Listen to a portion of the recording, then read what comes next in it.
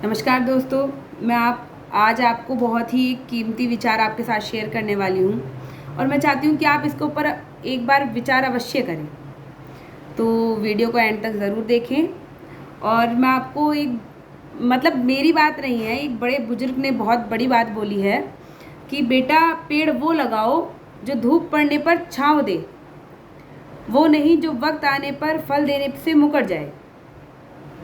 तो इसी प्रकार हमारी जो एक जनता है वो तराजू में रहती है। एक तरफ कोयले की खान होती है और एक तरफ हमारी जनता, जो कि एक खरा सोना है। और एक खरे सोने का काम होता है हीरे को तराशना, जो कि कोयले की खान में मिलता है। अब उस कोयले की खान में सैकड़ों हीरे हैं, मगर फ़र्क तो आपको पहचानना है ना कि कौन सा हीरा शीशा काटने के काम आएगा और कौन सा हीरा आपकी ज़िंदगी को संवारने के। तो उसी प्रकार आज हमारे ज़िले बिजनौर की हालत भी कुछ ऐसी ही हो रही है। आज से 10 साल पहले अभी तक जो हमारा चुनाव हुआ था, तो वो कुछ इस प्रकार चल रहा है कि आपको एक उदाहरण के थ्रू समझाना चाहूँगी कि क्लास में टीचर अपनी जगह खुद पढ़ाने के लिए ना जा करके अपने पति को पढ़ाने के लिए भेज दे।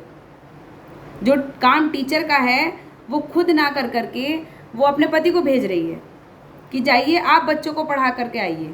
अब जो उनका पति है वो है एक किसान, तो किसान को हल चलाना तो आता है, सब्जियां बोनी भी आती हैं, मगर उसको ये नहीं आता कि बच्चों को पढ़ाना कैसे है। मगर वो 10 सालों से उन बच्चों को पढ़ा रहा है। तो अब वो बच्चे पास होंगे या फेल?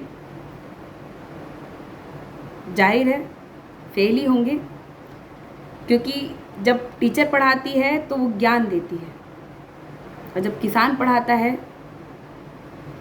तो उसको जो काम आता है वो तो वही सिखाएगा ना कि सब्जियां कैसे उगाई जाती हैं, कौन सा खाद लगता है। तो वही चल रहा है कि क्लास में बच्चे तो आ रहे हैं मगर वहाँ से टीचर गायब है।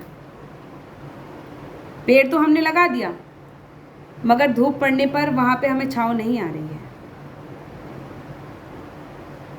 तो उसका चुनाव किसके हाथ में है? मेरे हाथ में है, आप सभी के हाथ में है। और ये चुनाव हम हर 5 साल बाद करते हैं।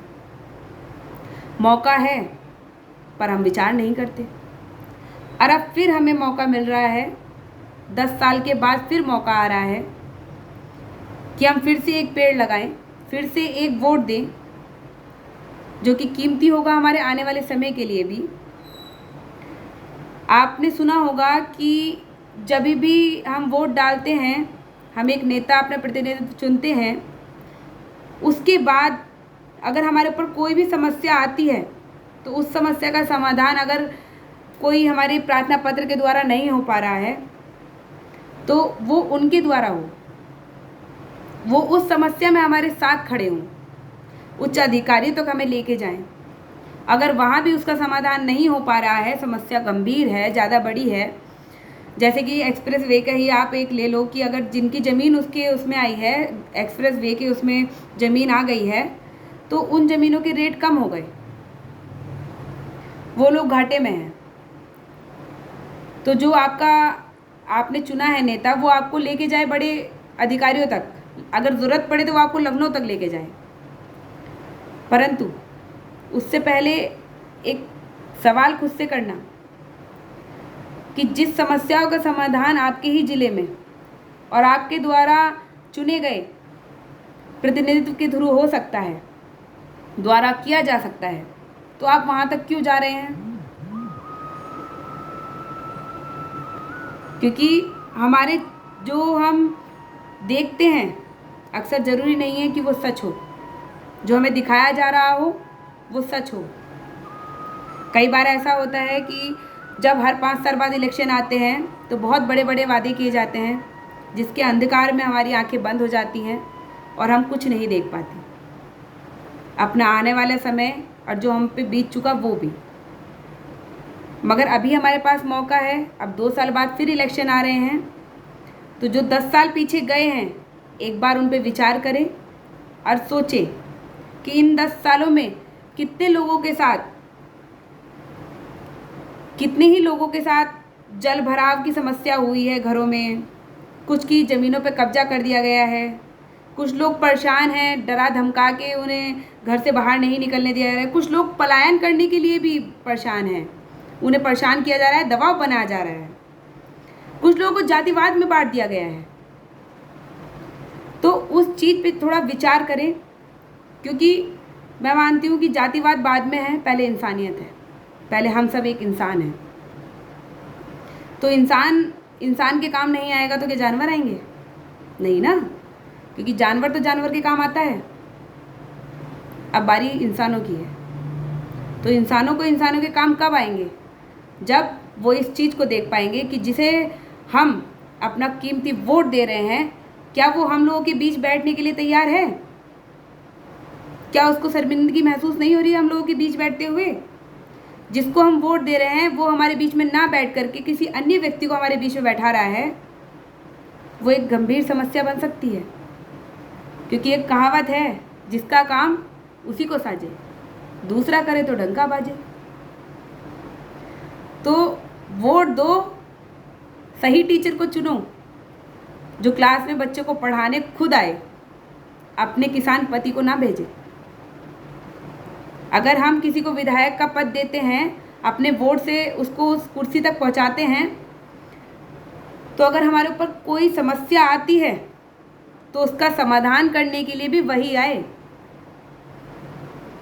उसका नाम लेकर कोई और ना आए। अगर जन सुनवाई हो तो वो इंसान करे जिसको हमने वोट दिया है, ना कि कोई अन्य। अगर हम चाहते हैं कि हम टीचर से पढ़ेंगे तो हम टीचर से ही पढ़ेंगे ताकि हम पास हो सकें, उसके पति से नहीं पढ़ेंगे, हमें फेल नहीं होना। तो बात जिम्मेदारी की है, समझने की है। अब अगर आज आप ये बात समझ गए कि आपके एक वोट में ही इतनी पावर है कि आपको कभी किसी दिक्कत का सामना नहीं करना पड़ेगा, तो उसके लिए आपको चुनाव अच्छे इंसान का करना पड़ेगा, जो आप लोगों के बीच में आपके साथ खड़ा रहे, जो आपके बीच में बैठता हुआ शर्मिंदा ना हो, जो आपको लेकर चले साथ में, जो आपसे, अगर आप उसके पास अपनी समस्या लेके जाओ तो आपसे 100 बार कहे कि आपको परेशान होने की ज़रूरत नहीं है, अब आप मेरे पास हो, मैं आपके साथ जाऊंगा, अधिकारियों से बात कराऊंगा, अगर आप ठीक हैं तो आपका न्यायप्रिय काम होगा और अवश्य होगा। वो नहीं कि आप जा रहे हैं अपनी समस्या लेकर के और वो आपका प्रतिनिधि जो आपने चुना था वो घूमने जा रहा है और कहीं और जा रहा है और वो किसी और को बैठा के कह रहा है कि ये आपके समस्या का समाधान करेंगे।